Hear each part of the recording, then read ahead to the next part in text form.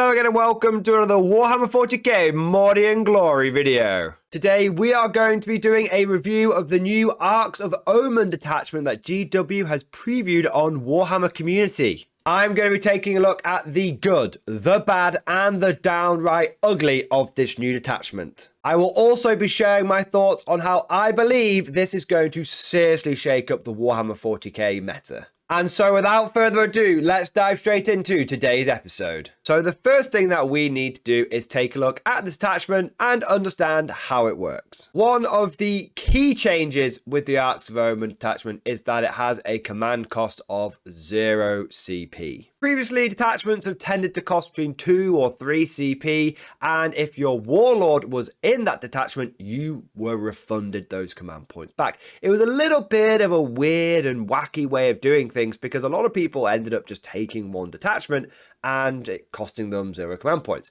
So what GW have done is gone, we're not going to mess around with this whole you spend CP, you get CP back like some weird tax loophole. They've just gone, this attachment costs 0 command points. We're going to keep it simple and straightforward. Personally, I am a big fan of this change. It just makes things so much more straightforward. Why were we messing around having to spend CP to get them back? It was just very roundabout. So it's great to see GW just going, you know what? We've tried messing around with these attachments and these command points. It's not worked. We're going to make it simple, straightforward. We're going to make it easier for the player. So this, in my mind, gets a really big thumbs up. Well done, GW. Just a little side note here, but one of my least favorite things about 9th edition has been the way the detachments work. It has made list building feel like a challenge to overcome rather than a process to enjoy. When Games Workshop changed the way detachments worked from 8th edition to 9th edition, it felt like they were just mixing things up for the sake of it. It felt like it was innovation for innovation's sake, and there was no real reason behind them changing things.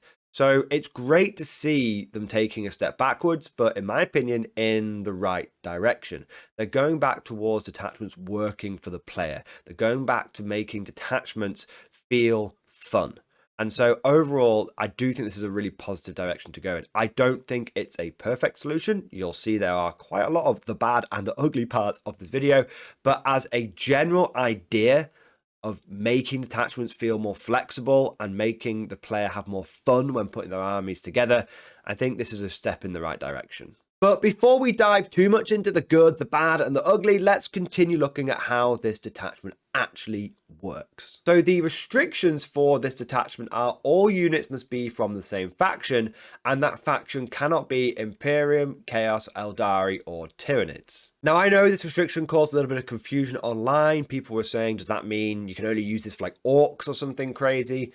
No, what this means, guys, is it's to stop people from souping armies together. It means that you can't use this detachment to mash together a bunch of Imperium units from a load of different codexes. This has still got to be an Astra Militarum detachment or an Adeptus Astartes detachment. It just stops you from being able to have an HQ as being a Spaceman Captain and then all your troops being Guardsmen and all your elites being Grey Knights. That is the point of this restriction. So don't worry, you can absolutely use this to build an Astra Militarum army or a Spaceman army, but you can't use detachment to build a combination of those two factions in one single detachment. The other restriction is this detachment cannot be used to include any understrength units, but understrength units really just aren't a thing in 40k anymore, so it's not really one you're going to have to worry about. And of course, the command benefits are none, because we're not doing the whole spend CP to gain CP bollocks anymore. It's just, it costs you nothing to take this detachment. But now we move on to the fun part of the detachment, which is what units can you take to build your army? What are your compulsory choices and your optional ones? Well, there's only one unit you absolutely positively have to take, and that is an HQ choice. After that, it starts getting a lot more flexible. Once you have picked your mandatory HQ choice, you then have 3 more mandatory units you must take to form this attachment, which means this attachment is always going to be made up of 4 units. However, unlike in previous attachments like brigades and patrols and battalions, your mandatory units are not necessarily going to be troops. In fact, the player gets to pick whether he wants his next 3 mandatory units to be from troops or elites or fast attack or heavy support or even Lord of War. That's right. You could use this attachment to take your HQ choice as a Cadian Castellan and then your 3 mandatory units to be 3 Baneblades. You could do that if you wanted to as an Imperial Guard player. Once you have picked which battlefield role you want your mandatory units to come from, you then get access to a whole bunch of optional choices as well. I'm not gonna lie, this is a chunky detachment. It has a lot of options in there. You can take up to 9 troop choices, 3 elite choices, 3 fast attack choices, 3 over support choices, 3 Lord of War choices, 3 HQ choices, 2 flyers, and you can take up to 3 fortifications. And on top of that, you can get dedicated transports. And on top of that as well, there's an additional 3 elite choices that you could take, but they can only be used for character units. So for example, in the Guard, that would mean you would have 3 optional elite choices for, let's say, your Kazakin squads, and you could also then take 3 optional elite choices for your commissars or your tech boost agencies. It means that you could use this detachment to get 9 elite choices overall, because you could have your 3 mandatory ones, your 3 optional ones, and your 3 extra optional ones, but for characters only. That's pretty spicy. Now, one thing I want to quickly clarify is those optional choices are in addition to the mandatory ones. It does not mean that if you took 3 troop choices as your mandatory selection at the beginning, that you'd only get an additional 6 from the optional section. No, if you took 3 troop choices as your mandatory, you get an additional 9 troop choices from the optional section, which means you could have a total of 12 troop choices using this single detachment. That's as many as a brigade detachment, but you don't have any of the other obligations, like I've got to take 0 to 3 elite and heavy support and fast attack. It's just 1 HQ and 12 troop choices can be fit into a single detachment, and if you want to add a bunch of other units in, you can do. So that is the structure of the Arks of Omen detachment, and overall I have to say it's pretty wild. So that is the structure of the new Arks of Omen detachment, but now it's time to take a deeper dive and analyze this bad boy. So firstly, let's dive into the good. What do I like about this new detachment? Well, the fact that it reduces the need for tax units like in a brigade detachment just makes it feel so much easier to use. I'm not having to take these units that I don't actually want in my list. I'm not being forced to put units into my army begrudgingly. I can just take what I want now.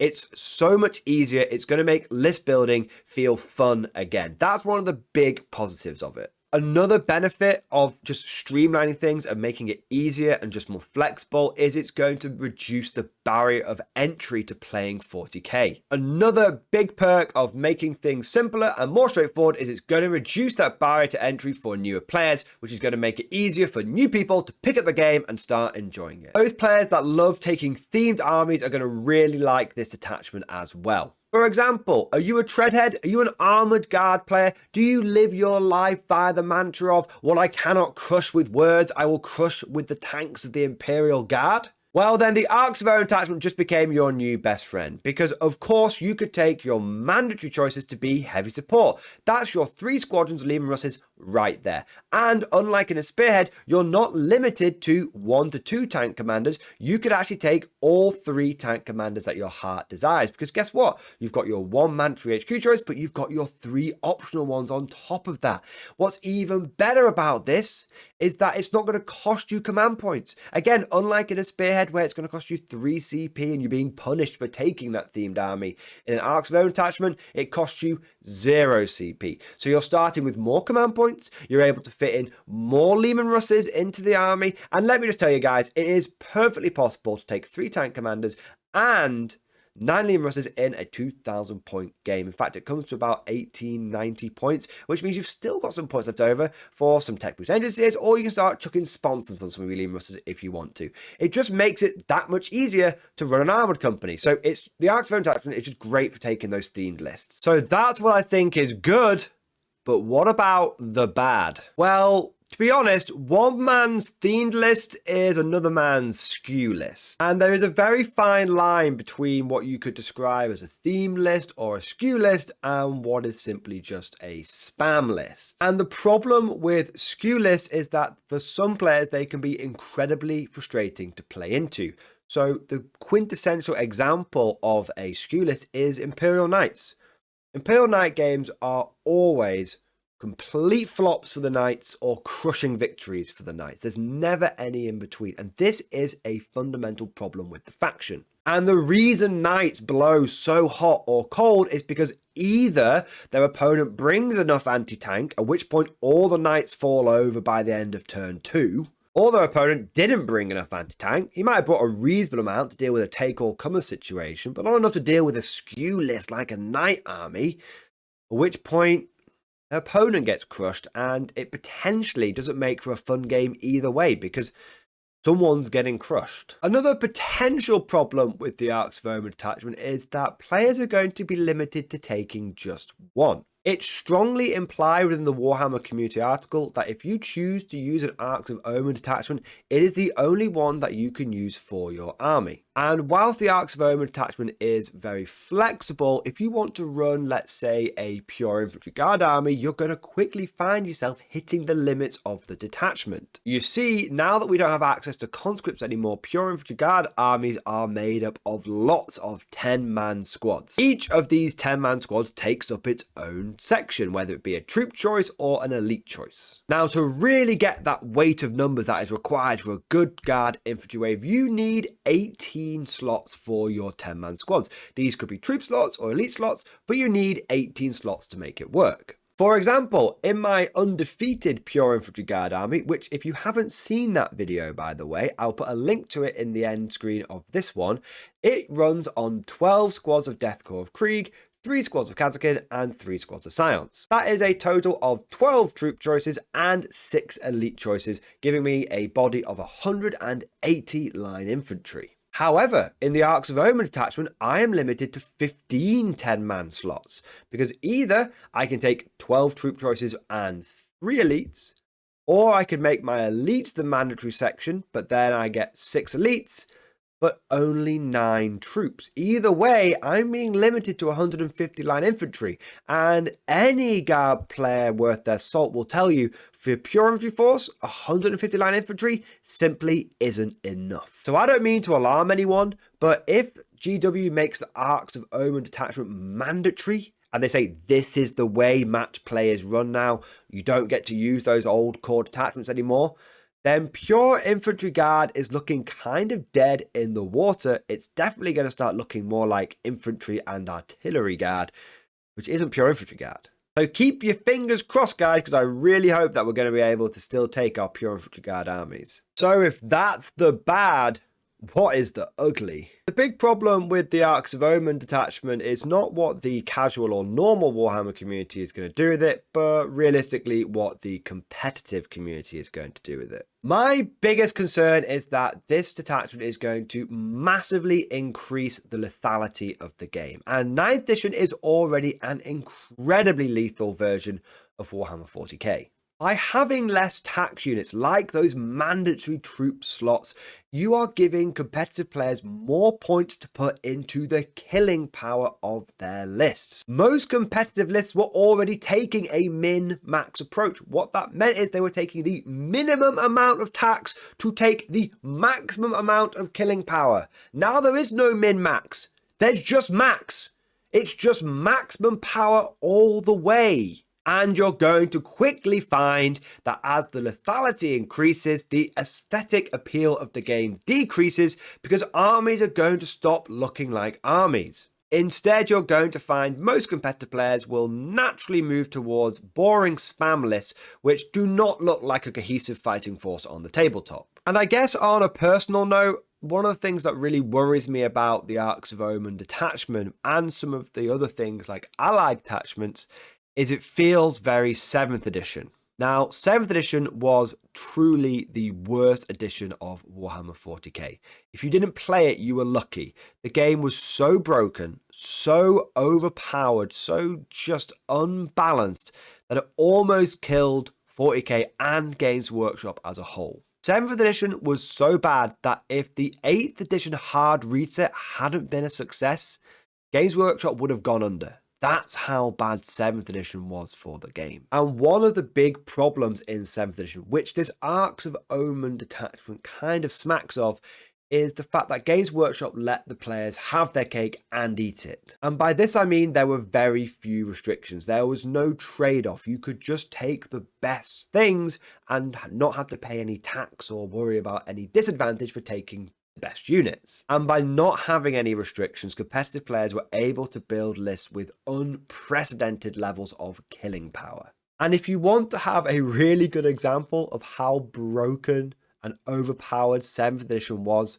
I saw at multiple tournaments it was not an uncommon occurrence for two players to set up against each other, roll off the die to see who got first turn, and whoever won that roll off, both players shook hands and agreed that that player was going to win the game.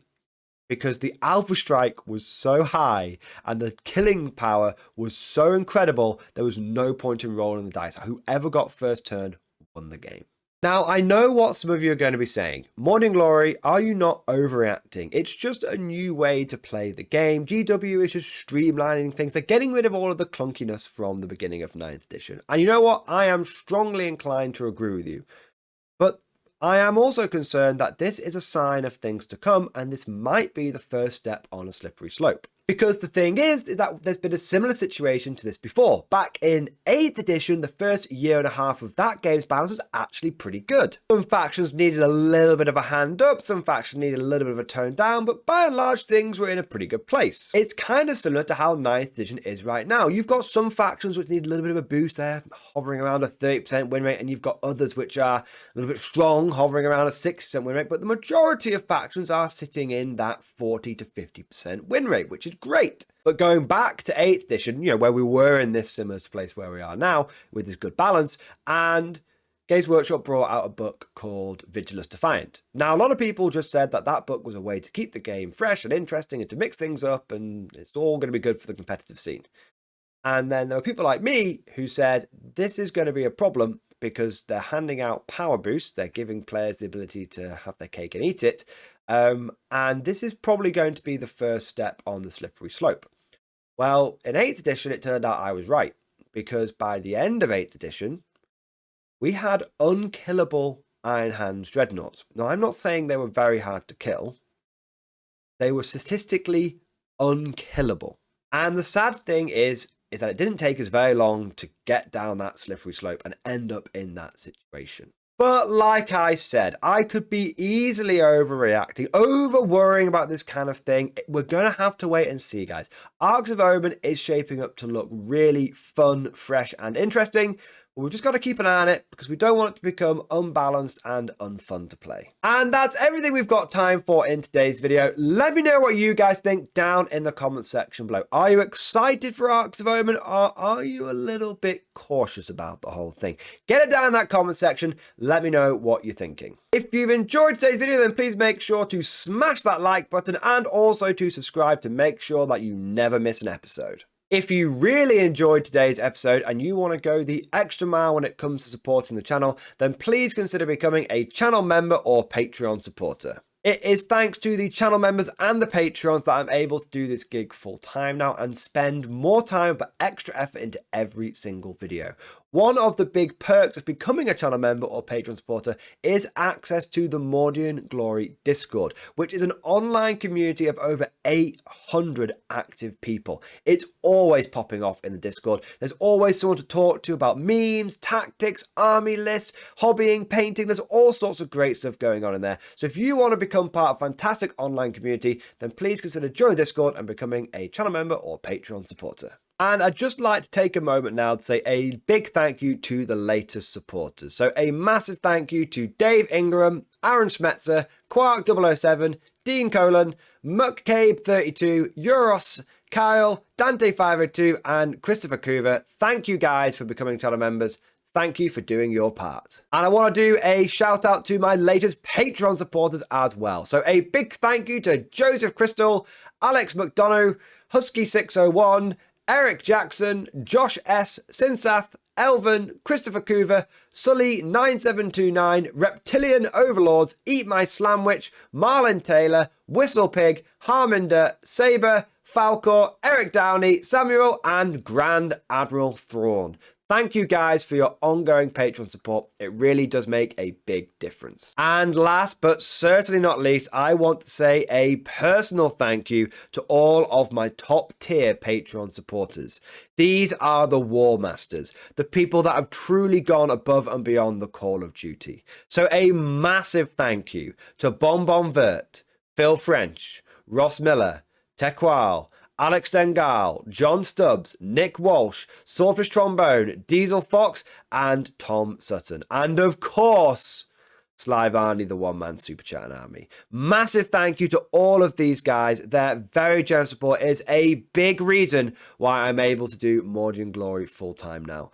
So thank you for watching. I hope you've enjoyed the video. And of course, as always, I'll see you guys next time.